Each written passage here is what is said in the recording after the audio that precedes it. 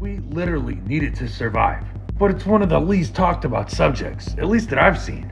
But it's also something I've been following for a few years now. And to say the least, it ain't good.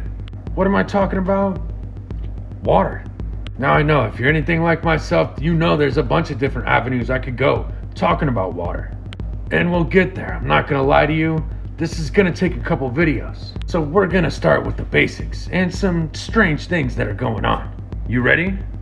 See, droughts happen pretty much every year and all around the world, but 2026 is different. It's something that the UN is calling the era of global water bankruptcy. I'm here to tell you that for much of the world, normal is gone. This is not to kill hope, but to encourage action and an honest admission to failure today to protect and enable tomorrow. Today, the United Nations University Institute for Water, Environment and Health is releasing our flagship report, Global Water Bankruptcy, Living Beyond Our Hydrological Means in the Post-Crisis Era. What this is saying that our usage of water is exceeding the amount that's replenished naturally. And it's something that's happening globally. Now I know a bunch of people probably have a rebuttal on how this water is being used and consumed, especially after last year was dubbed the year of the flood, and it seems to be continuing this year as well. But again, we'll get into that in another video. But this report, the whole era of global water bankruptcy that's gonna be a reality for billions, was released in January. Now, of course, prior to this report, a lot of weird things were happening, like lakes in Canada completely disappearing overnight. Lac Rouge in Quebec has vanished, leaving residents and experts puzzled.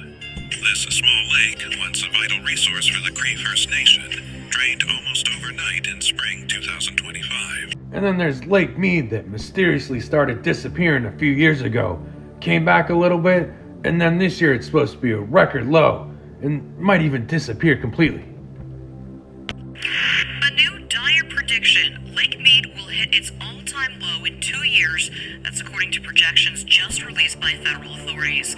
They say that it will be 20 feet lower than back in 2022, when long sunken boats and once submerged rocks emerged from the water.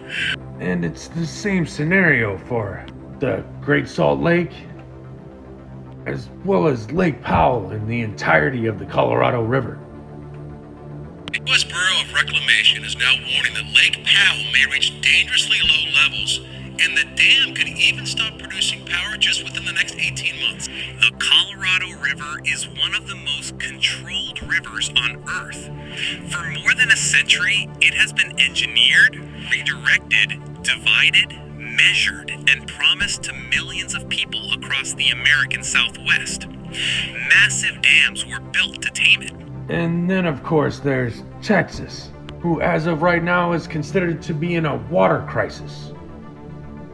The country started 2026 the same way that last year ended, dry. After months of little or no rainfall, drought conditions are spreading throughout the area. And our very own chief meteorologist, Caden Dinkins, says that those conditions could get worse before they get better. But you know something that I find interesting about the whole Texas thing? The price tag they put on it. $174 billion to bring them back from this water crisis. Makes me wonder, do people realize just how much of a big business water stress is? And who actually owns our water systems? I mean, it is a pretty obvious but interesting list. But another big question that I have is, where's all this water going? And what are they doing to it? I mean, have you heard of a thing called dead water? We'll have to talk about that on the next one, but you let me know. And stay safe.